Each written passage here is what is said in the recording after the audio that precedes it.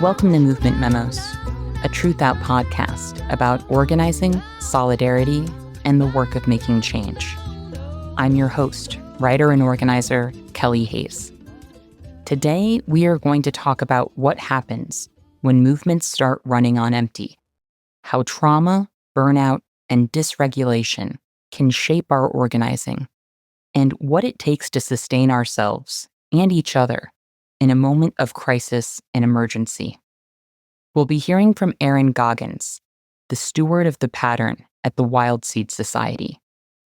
Aaron is also a contributor to our new book, Read This When Things Fall Apart: Letters to Activists in Crisis.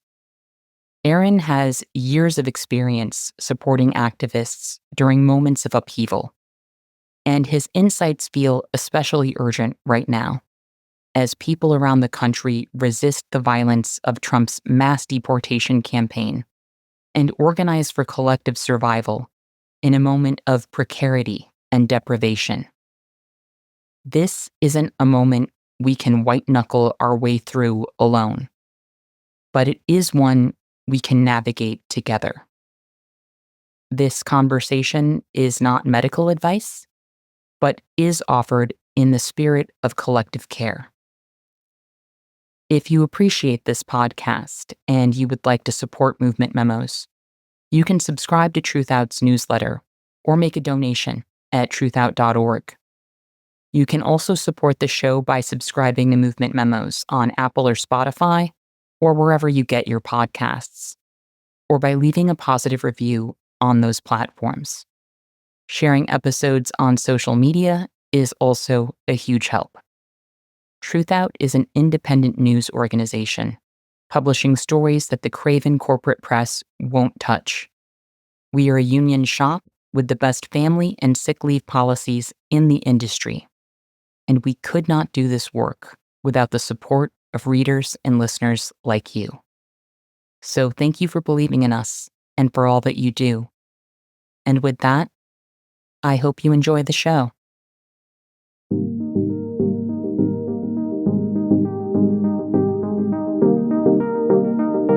Aaron Goggans, welcome to Movement Memos. Thank you. I'm happy to be back. How are you doing today, friend? I think I'm doing okay. I think I have spent the past couple of weeks sitting with fear and trying to acknowledge the fear and not ignore it and pretend like it's not there, and then do what I can to process it. But there is quite a bit of it. So I am surviving with a great deal of fear. That really resonates. Today is one of those days when I feel like I am running on empty. But as always, I am grateful to be in conversation with you. I'm sure a lot of our listeners will remember our previous conversation on the show, which a lot of people have identified as having been an important episode for them. But for the unacquainted, can you tell us a bit about who you are and what you do? Yeah. So I am an organizer, writer, and facilitator. Born and raised in Colorado and living there again. And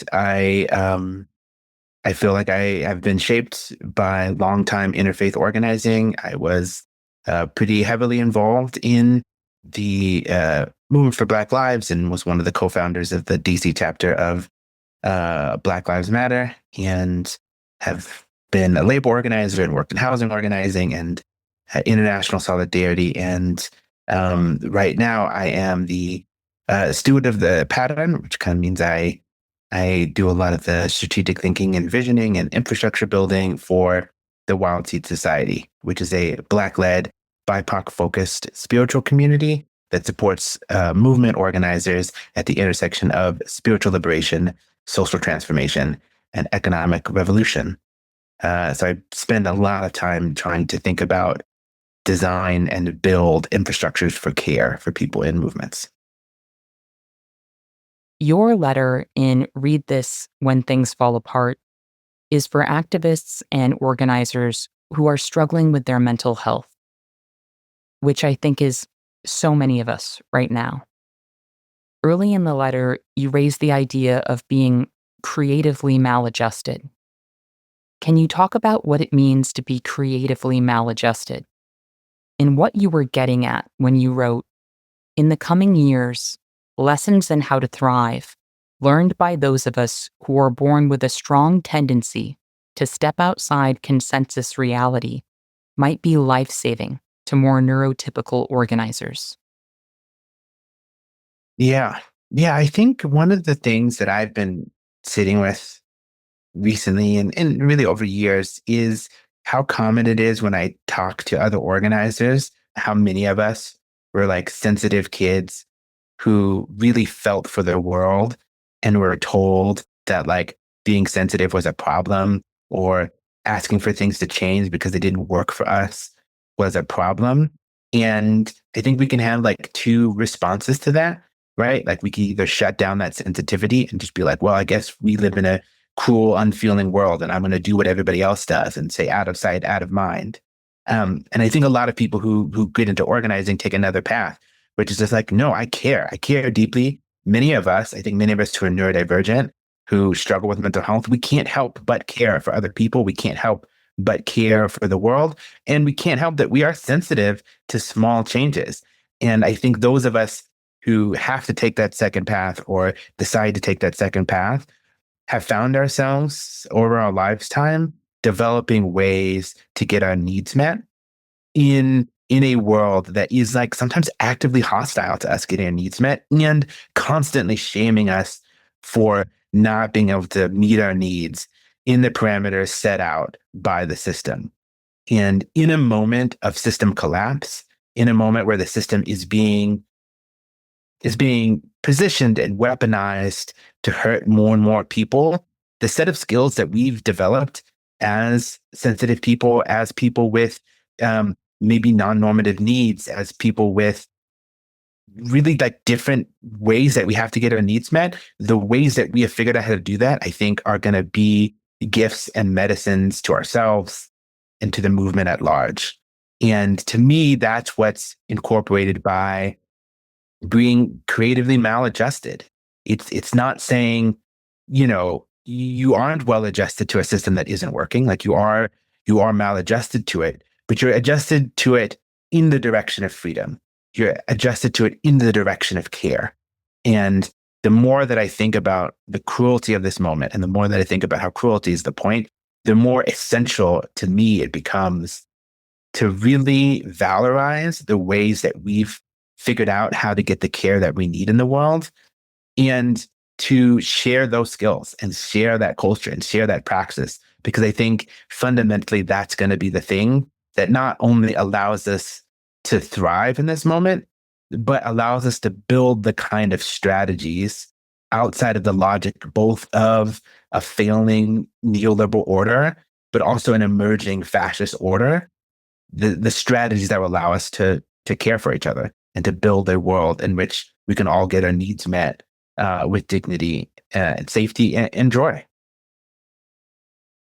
I really appreciate this concept of creative maladjustment, which, as you write in the book, comes from the work of Dr. Martin Luther King Jr.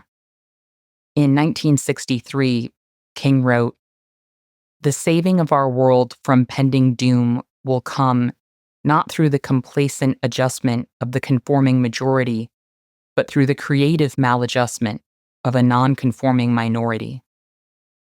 Those words feel incredibly relevant today. I'm also chuckling a bit to myself, thinking about how some of the qualities that have made me a strong activist and organizer have also caused me a bit of trouble in other areas of my life. I remember a therapist telling me about 20 years ago that when something pressed my "that's not fair" button, I didn't know how to let it go. And that was true. And that tendency has led to some messy situations. But it also led me down a particular path towards justice. But we don't always know how to translate those impulses. that rejection of injustice and oppression into constructive action. Sometimes we freeze up because we're overwhelmed, or we may fear the consequences of taking action. Sometimes we may be unstrategic in our responses because we have trouble discerning when it's time to fight or time to ask questions and seek understanding. Some people avoid even understanding the ins and outs of a problem because it's overwhelming and they don't think they can do anything about it anyway. So, how do we foster and encourage the curiosity we need to understand each other and the problems we face?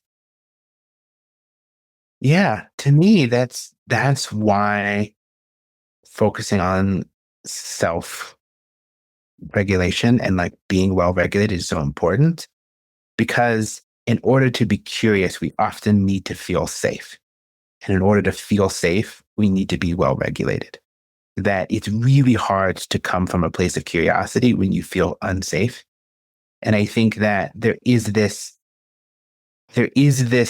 cult of stability, right? That I think is so prevalent now, where people are like, look, the system is broken, but if we break the system further, the chaos that comes from that will be so much worse, right? Like everybody is imagining that if we don't follow the rules of order, if we don't cling to these liberal norms, that the only solution is the French Revolution, and that it will always go into us just like killing people who don't need to be killed. And I'm like, man, there's so many other options. Really, like if we could acknowledge our fear and not shame ourselves from feeling that fear, but say, okay, this is the story that fear is telling me.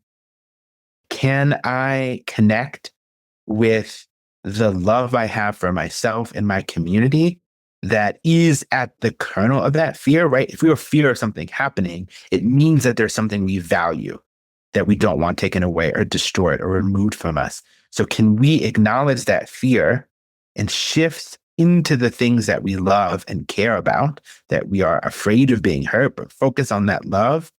What other kinds of stories can we tell from that place of love? And that praxis requires a well-regulated nervous system and some sense of safety. And I think that we often sense that we would like to feel safe, but we kind of go into these patterns of interaction to get that safety. Like we tell other people, stop, we try and police nonviolence in order to feel safe. Like just only use nonviolence and then we'll be safe. Or we tell people, hey, what you're doing on the internet is not good. And we think that once people stop being wrong on the internet, we will be safe. Like by trying to get to safely obliquely, that we actually just keep activating ourselves. And when we're that activated, we can't be curious. And I think we have to take seriously, like, oh man, what can I actually do in this moment to feel safe in this moment? Can I go to some comrades who I feel safe around? Can I eat a meal? Can I meditate on that? Can I walk in the woods? Can I listen to empowering music to feel safe? And then once I have that safety, can I connect with my fear or my anger and like not shame myself for that, but just accept that it's there? And then really touch into what's below that fear, what's below that anger, what is the thing that I love?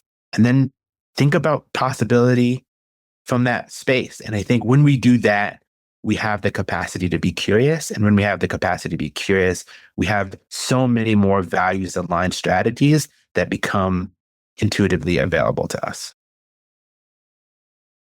I want to talk about some of the patterns and experiences that make it hard for us to create that sense of safety you're describing. In Read This When Things Fall Apart, you wrote, while not everything is trauma, trauma is everywhere. Can you talk about what trauma is and how you see trauma responses showing up in our movements? Yeah. Yeah. I think trauma is such an important concept and kind of surprisingly unincorporated into how we think about wellness and mental health. Like even a lot of psychologists don't get a lot of training on trauma, though it has been, scientifically confirmed and peer reviewed. One of the simplest and best descriptions of it I've ever heard is Adrienne Maree Brown talks about it as like time traveling emotions. Things we often experience trauma as reactions in our body or emotions that aren't about what's happening now, but are about what the events of the moment are harkening back to previous times of like harm or fear or activation. And so a more complicated definition of trauma would say that trauma is kind of unprocessed or latent activation of our nervous system and our emotional regulation system, where it is activated to such an extent that our body can't dissipate the energy. Our body can't release that energy, and our brains often can't file that memory in the way that we usually file other memories, right? Where we can like access it and separate what's happening now from the memory. And instead, because whatever happened is either so overwhelming to our nervous system that we can't make sense of it, or often we have no context for it. Like what happens is so foreign, so disturbing that we can't fit it within our story of ourselves, our story of our lives, our story of the world. And so we literally like our body kind of can't file that data. And so it's just constantly unprocessed.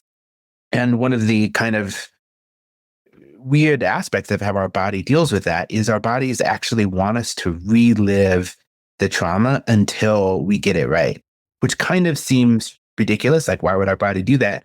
And you can kind of think of it as like, if there is a bear stalking your community, you you need to fight it. It's like actually kind of a genius way for your body to want to keep fighting the bear until the bear is gone. And then either you chase the bear off or you kill it, and then your body can release it and then file all those memories away. I think that's kind of one way to think about evolutionary why we have trauma in this way. But trauma can be so present in a culture, in a community, as Resmaa Menakem says, that it can look like a culture, right? And I think in movement spaces, our sense of urgency, the way that sometimes we don't create space for people to be vulnerable and say, like, I'm really afraid about this action. I have these concerns. And we kind of tell people to suck it up. A lot of that is just a culture of trauma within movements. And when we have these time traveling emotions, we tend to narrow our focus and focus only on our safety and how we can get over this like very specific obstacle.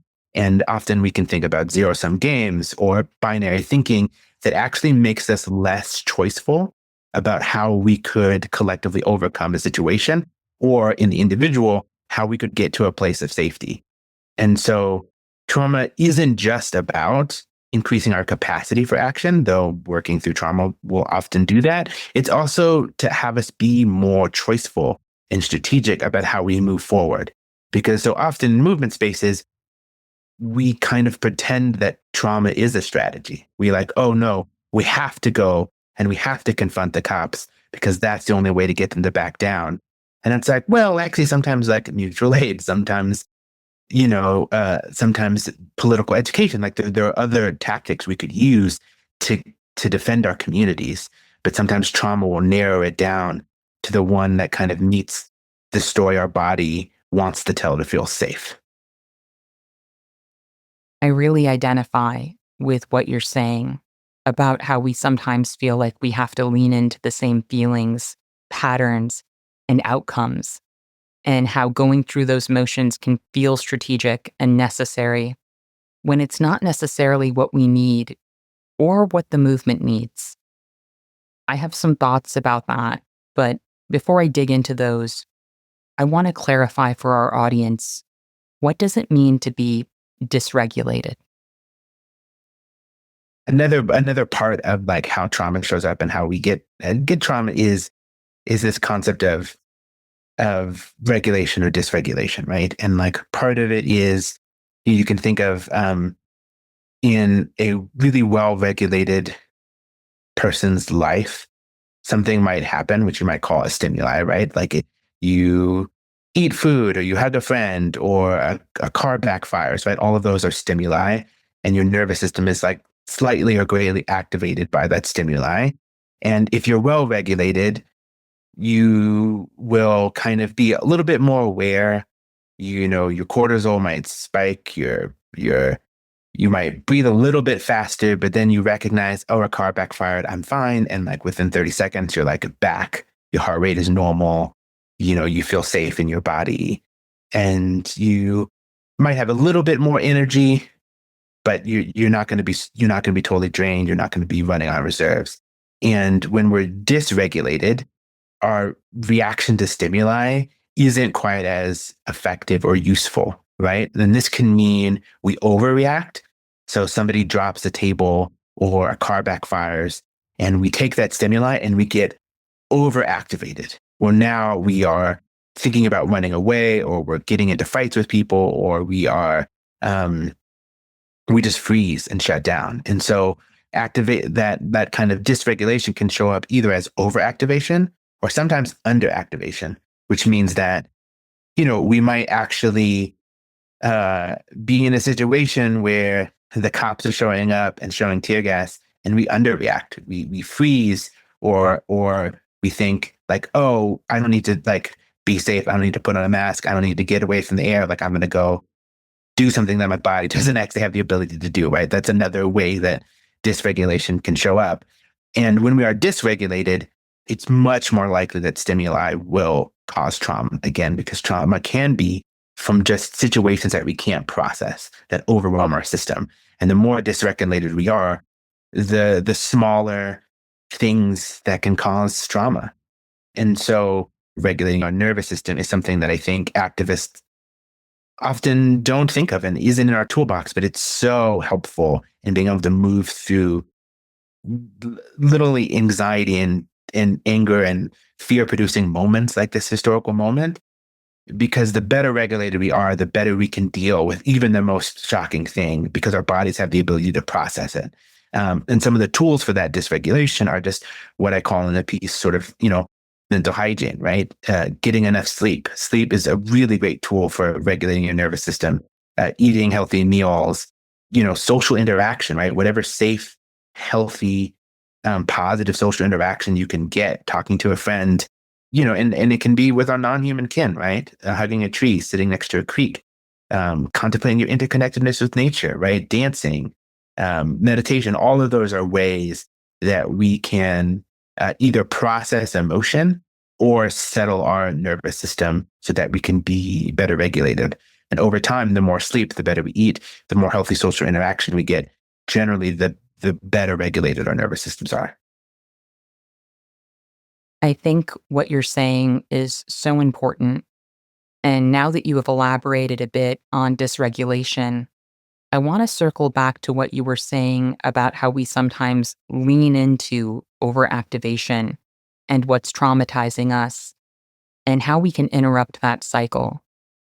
I'm thinking about a moment I experienced recently on ICE patrol when some of us encountered federal agents in the parking lot of a public park, someplace they are legally not supposed to be conducting operations in the city of Chicago because they are not supposed to use city property for their enforcement actions.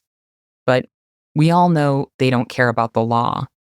And these agents, I'm not sure how many of them there were, but there were a lot of them. They had at least 4 vehicles on the lot, and they were transferring detainees between vehicles, getting ready to send those people to processing. And many of us had just been out on patrol, responding to alerts about ICE abductions. And me and the person I was with, we kept arriving just moments after those abductions were over, which is a very typical experience for rapid response. Often, all you can do is document the harm done and point people on the ground toward the services they should access and the people they should talk to. But here we were, and we knew we were probably looking at vehicles full of those people we had tried to show up to help and support. and there was nothing we could do to help them. We were just watching them being shuffled between vehicles by these agents who were heavily armed and who outnumbered us and had their CS canisters in plain sight. And all we could do was document this violent thing they were doing in this community space where they weren't allowed to do it. I did what I was trained to do and I documented the situation, but I was so much more overwhelmed than I would have expected. When it was over and the vehicles had pulled off and escaped our view, I was struggling to answer the most basic questions from my buddy about what I thought we should do next, which sightings we should respond to, and where we should go. And that should have been my first clue. I was dysregulated to the point of needing to step away and breathe and take care of myself. But I didn't want to do that. The only thing I felt right about doing in that moment was responding to more sightings and continuing to do what I had already been doing. A short while later, I started getting messages from some of our Ice Watch co-strugglers, encouraging people who had been in that parking lot to take a breath and think about whether we were still up for patrolling. They also encouraged us to take some time to call certain folks to share information and to share photos and videos with the right people. And I really appreciated all of that so much because it became clear to me when I was reading those messages that I wasn't the only one feeling overwhelmed. Either someone else had already described this reaction to someone, or someone who had been through something similar was anticipating the likelihood of that response. And I think maybe I had been stuck in a mode of not wanting to make that moment about my feelings because I was not one of the people whose life was just upended, but I am a person. And as a human being, I was not okay in that moment. And recognizing when we're not okay is important. So I appreciated the way my co-strugglers really normalized that as an expectation in that moment. So it wasn't something we had to second guess. And also offered an alternate course of action, something else that it would be meaningful for us to do instead of just trying to go through the same motions. Something that involved slowing down, thinking through what happened, and stepping out of go mode. I was grateful for that, and I think it's something to learn from.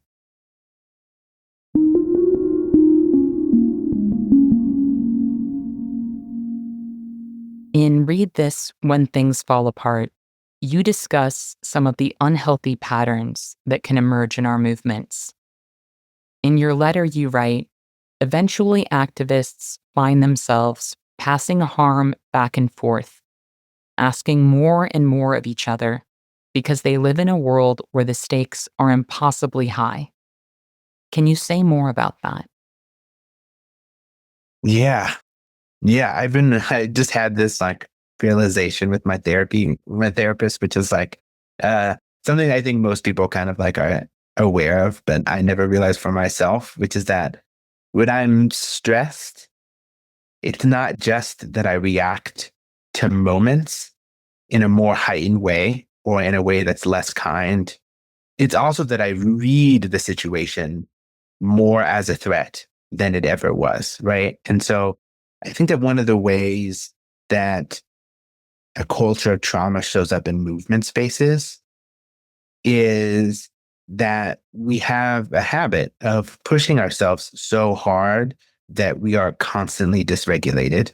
And one of the things that was surprising to me to learn how much it affects me personally, but I think it kind of affects people in general, is that when we are dysregulated, it's not only that we lash out more or that we're like not as nice to be around or we don't offer as much grace to our comrades. We also read situations in more black and white terms, in more kind of just frankly more paranoid terms. Right? We think of everything as a personal threat to us or a threat to the movement. And when we get into those situations where we're constantly sacrificing for each other, we can sometimes view people having any kind of hesitation or any sort of like fear as a lack of commitment to the movement. And it can lead to a kind of pushing other people to overcommit, to go beyond their boundaries, to be even more dysregulated for the sake of some goal, which might be really concrete and really necessary, right? It can be something like protecting your neighbors from ICE. Like that is a really valuable goal. But when we try and approach that goal by denying that people have limits, by denying people's need for rest, for food, for connection, for safety, we actually perpetuate dysregulation as the norm. And then anything that somebody says, like, oh, somebody was late to a meeting, becomes they're not committed, or sometimes like, oh, were they stopped by ICE and now are they an informant? Like our brains can go into crazy places. And even when we're like, no, they're probably not doing that, we take that heightened energy, that heightened paranoia, that heightened suspicion into our conversations with our comrades. And then we start to lash out. And then they're reacting to the fact that we've lashed out. And then you have a conflict that is like maybe about somebody being late, maybe about somebody not doing the next steps from the last meeting, but is like functionally the thing driving that conflict is that we didn't sleep or eat or like, take care of ourselves well. And so we can get into these patterns where we're constantly in conflict about things that can't really be solved because the thing motivating that conflict is actually our dysregulation. And so like, yeah, maybe your comrade's always late. And like, yeah, maybe they don't do the next steps, but the conflict is really about the fact that you haven't slept and the fact that you don't feel safe in this group, or maybe the fact that you need rest. And when you see other people take rest, it actually like touches your need for rest that you've been pushing down. And instead of like dealing with that vulnerability, dealing with all of the things happening in your life that are not ideal, all of the sacrifices you made to the movement, you ignore that, push that down, and then just lash out at your comrades. And I think that is a really persistent feature of a lot of different movement spaces. I think some people tend to conflate recognizing that we have needs and that we need to attend to those needs with letting ourselves off the hook completely. Because this work does involve hard work and sacrifice and moving through discomfort. So I think we have to have really honest conversations and find clarity around the difference between discomfort and being tired and being truly dysregulated, burnt out, and in need of relief. And I think we need to talk about the practices that can help us attend to our needs and not wind up in a really desperate, toxic, or broken place. Sort of like eating because you know you need to eat and not waiting until you're irritable and have a terrible headache. So we know that people are struggling right now. A lot of people are tired and overworked. A lot of people are grieving atrocities and injustices that we haven't been able to interrupt or prevent. You have a lot of experience supporting activists during moments of activation and upheaval. What are you seeing right now? And what do you think activists and organizers need right now? What can people do to access as much healing as they can and remain whole during this time? Yeah. Yeah. I love that question. I think it's so important.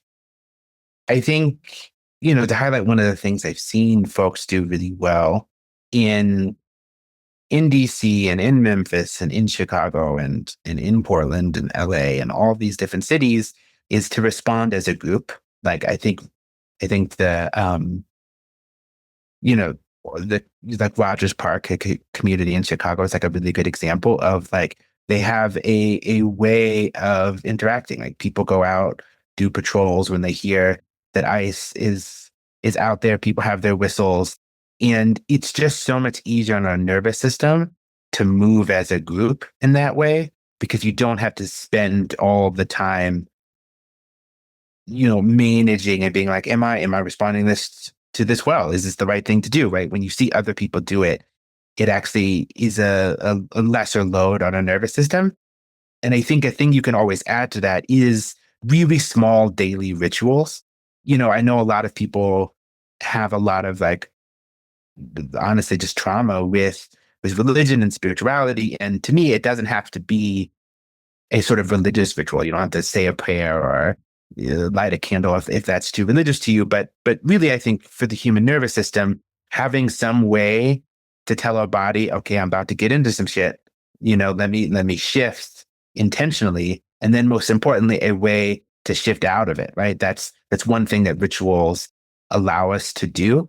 And so, before you put on that whistle, being like, you know, looking in the mirror and saying an injury to one is an injury to all, right? You're shifting into that space. And then afterwards, having something you can do, touching earth, if you're if you're out in the community, putting your hand on a tree after ice has gone away, after you put in the signal chat and you've let people know, just having a way to reground and saying something to yourself, right? Like we used to in DC, we used to say, I am beautiful, I am not alone, and collectively we are powerful beyond measure, right? Just any sort of mantra you can say to yourself to be like, I'm safe, things are fine, we're moving in.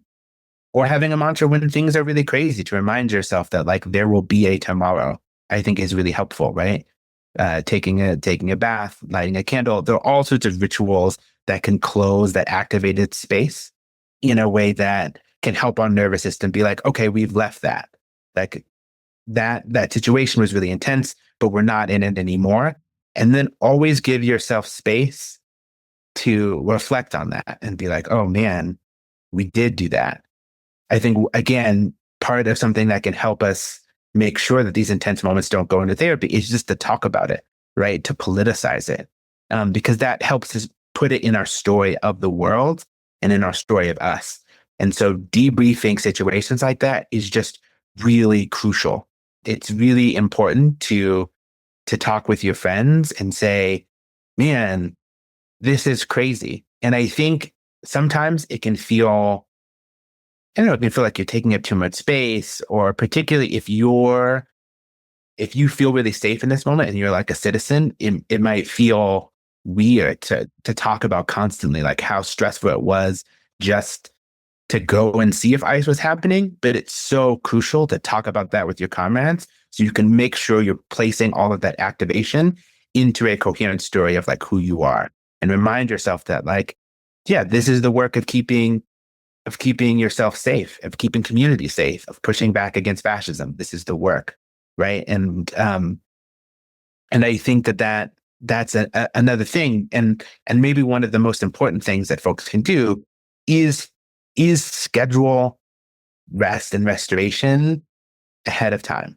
Like it is so hard to take a break after something has happened. It's so much easier to be like, Saturday mornings, I take a bath, I read a book, I read my favorite X-Men comic in which they, overcome some villain that makes me feel really good. And I like ground in, an Audre Lorde quote, and that's what I do to ground myself and take care of myself, creating those kind of regular ritual spaces, both individually, but also being like, every 2 weeks with my comrades, we go and we have a picnic, or we go to somebody's house and we break bread and we talk about our days, and we, hold hands and say like, we are beautiful, we are not alone, and collectively we're powerful beyond measure. Like creating those regular spaces can really help us regulate our nervous systems, put all of this activation into a context which lessens the trauma,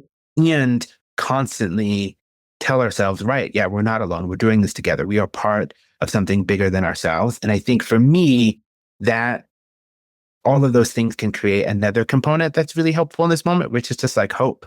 Like sometimes you just have to feel like, right. So sometimes we go to protest, sometimes we do collective action to remind ourselves that like, even if we cannot as individuals keep our communities safe, other people are also doing work to do it. And that can give us faith that we are part of a larger system of protection. And that is also easier on our nervous systems.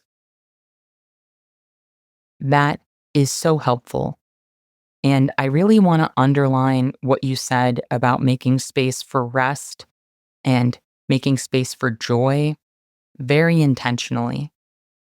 I was actually having drinks with some rapid responders recently, and we talked about how grateful we were that someone had organized this gathering because sometimes it can be so hard to step out of the hyper aware, hyper vigilant mode we get into on the really bad days when it feels like ice is everywhere, when you're consumed by the reality of the violence that's unfolding. It can be hard to shift gears and feel something else. I am incredibly grateful to work and build with people who encourage people who are clearly stuck in that mode to take breaks, be with their families, and take care of themselves. But we sometimes need help with those transitions. I appreciate what you said about having rituals for stepping in and out of action mode. I think I might create a ritual for downshifting that involves singing because that's been very helpful to me lately. There was one night recently when it was the end of a really bad day where a lot of people in our area had been kidnapped by ICE. And I invited a bunch of rapid responders and ICE watchers to meet me at a particular L stop in the Rogers Park neighborhood so we could spell out a message in lights with light boards that said, "Resist ICE." I thought maybe 10 or 20 people would join me, but well over 100 people showed up, and the crowd was spilling off the sidewalks because people really needed that space and each other and the opportunity to feel something else. My friend Atina Danner, who also authored a letter for Read This When Things Fall Apart, was one of the people who spoke that night. And at one point, she led us in song. And as we were all singing together, I could feel something shift in my body. I felt the same thing a few days later after another really rough day. It was actually the day we were in that parking lot with the Border Patrol agents and the people they'd kidnapped. We had a launch event for Read This When Things Fall Apart that night, and I had no idea how I was going to get through that event. I wasn't in the right headspace. But early in the launch, Atina decided to sing and invited us all to sing with her to sort of sink into a new moment together. We all sang Cyndi Lauper's Time After Time, and it was exactly what I needed. So, singing, that's one way we might be able to summon an emotional shift within ourselves.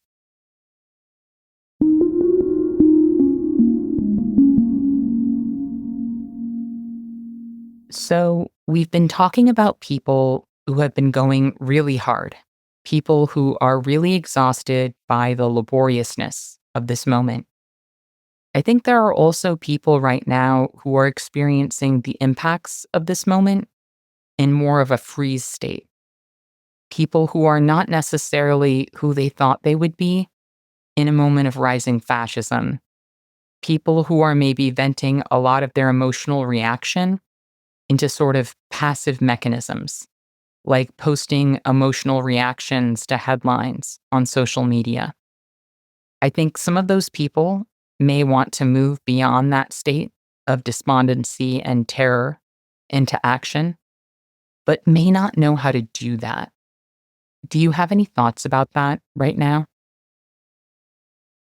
Yeah, I'm not sure if I have thoughts so much as I have feelings. Like, I resonate really deeply with that. I think it might be surprising to people who have known me and follow my work, but I feel like I'm often in a freeze pattern, and I have to tell myself you don't have to solve it, right? Like, so much of what causes me to freeze is being like, everything I do I can't see in my head how it leads to ICE being abolished. Like I can't see any action I could do that could meaningfully contribute to that. And I think that there is this thing that my mom taught me, right? Is like you just got to do the next right thing. And the way to get out of a freeze, I think, is twofold, right? That you don't try and solve the problem, you do the next right thing. And you'll kind of find that your body and your brain will come up with more options the more you try and do simple tasks that maybe don't complete it but help. The second thing is like you might actually, I think there's something that I didn't learn until recently that changed my life. There is this assumption that how our nervous systems work is that you're activated and then you go from high activation, you calm yourself down to being unactivated. But actually the loop to regulation from activation actually goes through this period where you might experience lethargy or brain fog. And so often when we experience that, we are actually overactivated, but we think of ourselves as being frozen or think of ourselves as being lethargic. And so we go on TikTok to try and be activated again. And we feel this like numb sensation and we can judge ourselves for feeling numb and then want to go to TikTok to be like, at the very least, I can like feel bad about ICE or I can be angry. But that actually like pushes us back into activation mode, not into regulation. And so sometimes actually what we need to do when we feel that frozenness or numbness is that we need to be less activated. We need to set our phone down. We need to put our computers off. And if sitting in silence is a safe thing for you to do, that can be really effective. Going for a walk might also be a non-activating thing, depending on how your body works. Taking your wheelchair out into a park, if that's a thing that's available to you, doing something that doesn't activate you for a bit, it might be counterintuitive, but will regulate your nervous system. And for many of us, the freeze or the numbness is actually an overstimulated nervous system. And we might actually have a better sense of what the next thing is if we regulate our nervous system. And that can mean actually doing less, right? That like one of the traps that social media gets into is that we are activating our nervous system without actually contributing to liberation. And the way to get out of that loop is actually to do a little bit less for 30 minutes and then do the next right thing. I really appreciate that advice. And I think a lot of people may be listening and thinking, oh, is that why I've been doing that? I also really appreciate this call to do the next right thing and the reminder not to get hung up on not having all the answers. I'm reminded of Joanna Macy's teachings around active hope and how we can take actions that help move us toward the outcomes we want and also toward the values we want to see expressed. Sometimes, when we have no idea how to functionally impact the outcome of a thing that's happening, we can still ask ourselves what values we want to see expressed in such a moment. Sometimes that expression of our values might help us get unstuck and figure out what the next right substantive action looks like. More than anything, I don't want people who are completely stuck to get hung up on what's effective right now. What's effective is getting in motion, getting into communication and relationships with other people who share your goals and values. Whether that's going to a march or attending a training or going to a vigil, breaking the cycle of passive reactivity is what's going to allow us to be effective. I think sometimes social media can become kind of a containment system. It can be a place where our political impulses sort of get captured and don't escape. And so it's been really amazing in Chicago to watch people walk out of their homes and start yelling at ICE agents and put on whistles and patrol their neighborhoods and take so many actions that express who they are in relation to and in opposition to this violence that's come to their doorsteps, that's a breach of the containment system. And we need more of that. We need to live rather than simply post our values. So, yes, I really appreciate your thoughts on this. Now, I want to circle back to this question of how to help people who are struggling right now. What meaningful projects or practices are you seeing emerge around healing and care amid all of the struggle and upheaval that we're experiencing? Yeah, I think that's a really interesting and important question. I think that there is a lot of projects of healing and rest that I'm seeing kind of like pop up locally, regionally, and nationally, which I think is really exciting. I think that there is this whole space of unfunded projects where I've always felt most of the work of liberation comes from, of just like people finding other people and being like, we're going to help our neighborhood. We're going to help, this movement in this way do things. And so I'm seeing a lot of people offering support for, sabbaticals, being like, we're trying to help X population get a time to like retreat from their daily lives and like nourish themselves. And so like New Seneca Village is a really good example of a project I'm very excited about. It's a space for sabbaticals and rest and retreat for women of color in movement spaces. I think there's a lot of people starting to talk about healing as something that needs to be integrated into our strategy, that it can't be an afterthought. It can't be something that we do when we're burnt out to throw people back into the fight. Like, it has to be integrated. And there's a level of understanding now, I think, that burnout doesn't have to be inevitable. It should not be accepted as a movement that you will burn out. I think that's really great. I think we're also really putting the mutual into mutual aid more, which I think is really exciting. I think there was a lot of projects 10 years ago that called themselves mutual aid, but was more charity done by radicals. It was very much, we're going to give resources to our community, which is like useful, but those organizers were broke and tired and, didn't have support. And I think a thing that I'm starting to see in mutual aid is like, yeah, the organizers who organize mutual aid should also be helped by the mutual aid that they are organizing, and that it is not some sort of, I think there was some sense in people my age that it is like, it's like self-serving, or it is, using your community connections to resource yourself is somehow like corruption. And it's like, no, that's actually what mutual aid is. Like, using your relationships in your community to meet your needs is a good thing. And you should get food too. Like, you should get rest too. If you're building rest for other people, you should build it for yourself. And I think that understanding is becoming more and more useful, and more common.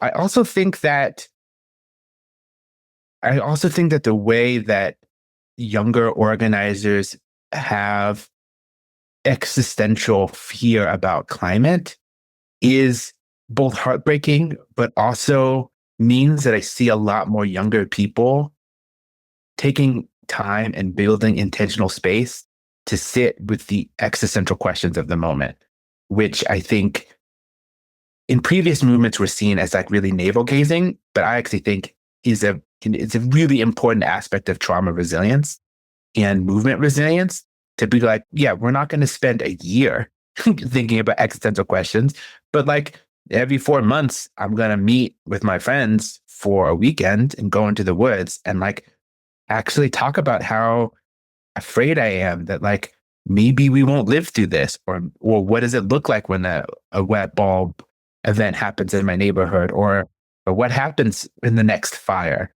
Because I think when we don't talk about that, all of that existential dread and energy seeps into our bodies. It drains us of capacity. It drains us of joy. And so I think it's really exciting.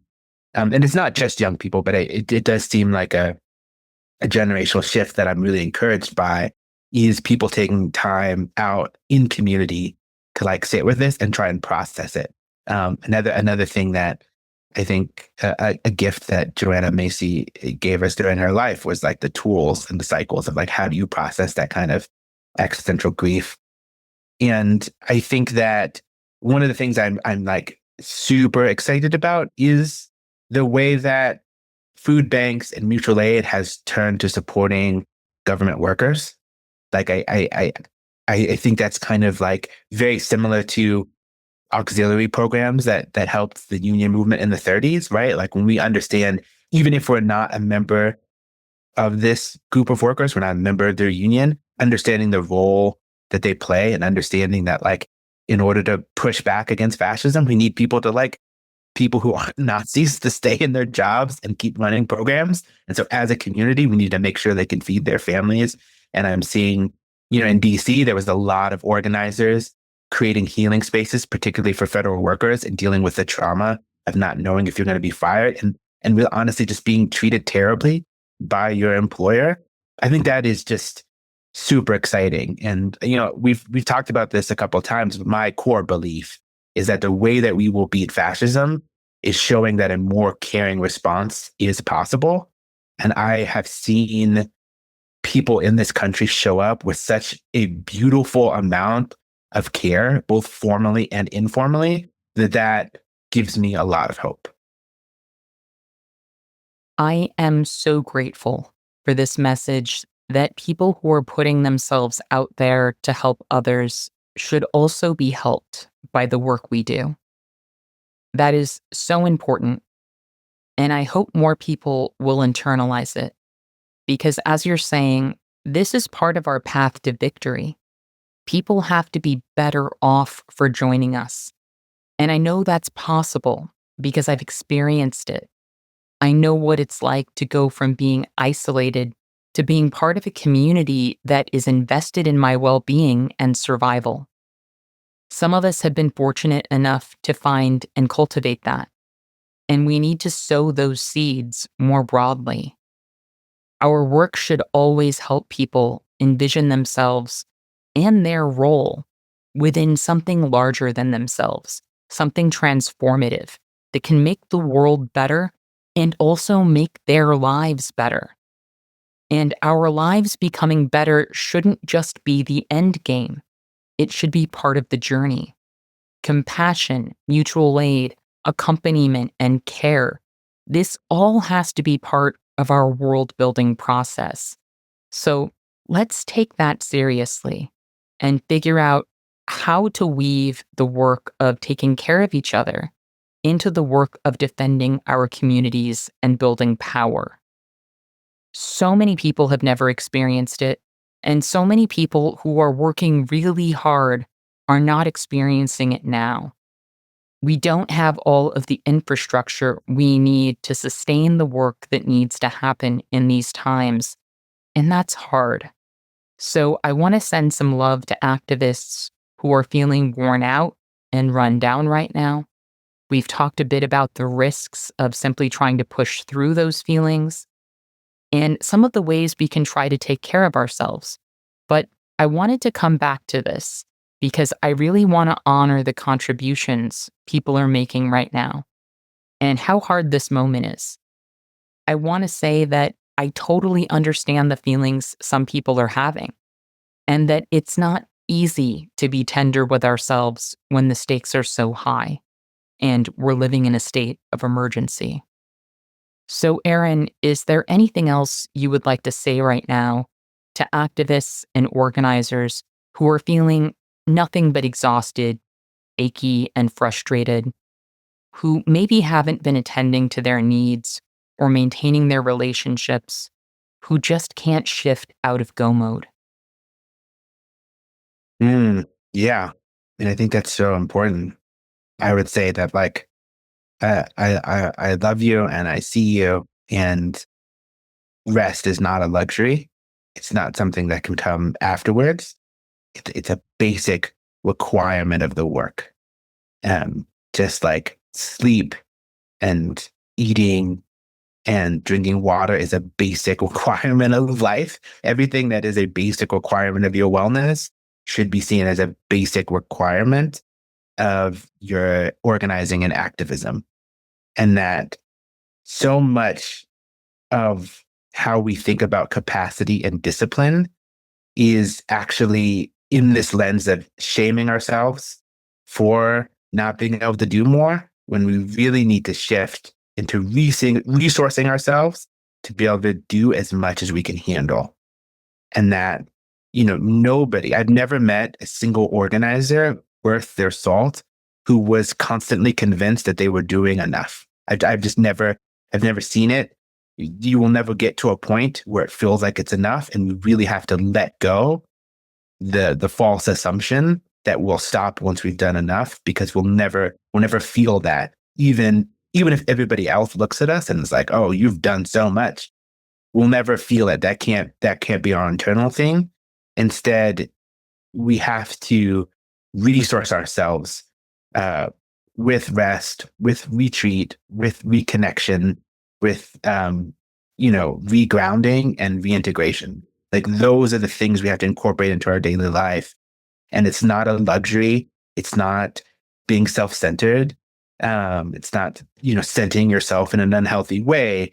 It's understanding that we are in a marathon, that we're in a protracted struggle, and that an hour of work after 8 hours of sleep will be far more effective than 10 hours of work on 0 hours of sleep.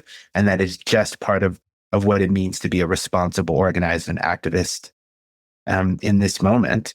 And it can feel counterintuitive, but you really have to accept that no one has to earn rest. It's not a thing that you deserve. It's just a basic need. And everybody, and including activists and organizers, should get their needs met. This has all been so helpful. Aaron, as we close things out, is there anything else you would like to share with or ask of the audience today? Yeah, I think that if I could offer something in this moment, I think there can be a pressure to do something at a level that will say something about who we are, that we try and be humans producing, humans organizing. To be a person in this moment, the kind of person you need to be in this moment is a person who produces something particular. You need to produce a protest. You need to save somebody from ICE. You need to raise a certain amount of money. And I think this constant barrage of trying to be a human doing, a human producing, is unsustainable.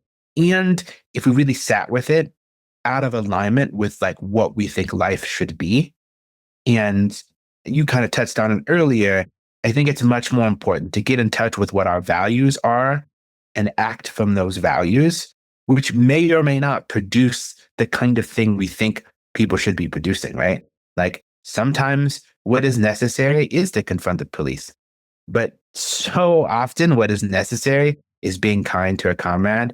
So often what is necessary is being present. I think sometimes we don't understand the value of faithful witness. We don't understand that witnessing somebody in their struggle with an open heart and with grace is in itself an act of solidarity that is crucial and important. It keeps us in touch with our humanity. And when we witness people and we empathize with them and we move from that empathy to care, it is a more sustainable and often more effective action than trying to think, this is the kind of thing that a good person would do now, and I'm going to go and find a place to do it. I think it is much more sustainable, much more effective, much more values aligned to witness ourselves and witness our neighbors and witness our comrades faithfully, and to offer them grace, and then to be moved by the solidarity in the moment within our limits. And I think that's a much better way and a much more sustainable way to combat fascism than to try and be a hero or try and be the kind of person we would love to tell our grandkids we would be in this moment. Because you don't become that person by searching it. Like, when I think about my grandparents and the people that I love, they were always moving from a place of culture and moving from a place of care. And then the great things that they did weren't planned. They were just responding from a place of values, responding from a place of care. And I think that care really should be at the center of our strategy, of our analysis, and of our praxis. I couldn't agree more, and I'm so grateful for those words. Aaron, thank you so much for being on the show again and for being part of Read This When Things Fall Apart. I'm just so grateful for your insights, for your work, and for your friendship. Thank you. Yeah. Thank you. Thank you, Kelly. I'm honored as always to be on the podcast, grateful to be a friend, and just really appreciate the work that you do day in and day out to keep us informed, to keep us connected, to keep us grounded, in addition to all of the other organizing work that you're doing in Chicago. And my heart goes out to all of my comrades in Chicago and in Memphis and in DC and in Portland and across the country who are trying to show that a more caring response is possible and trying to protect our neighbors. A more caring response is possible, and together we can build it. I want to thank everyone who is out there doing their best right now. We love you and we are with you. I also want to thank our listeners for joining us today. And remember, our best defense against cynicism is to do good and to remember that the good we do matters. Until next time, I'll see you in the streets.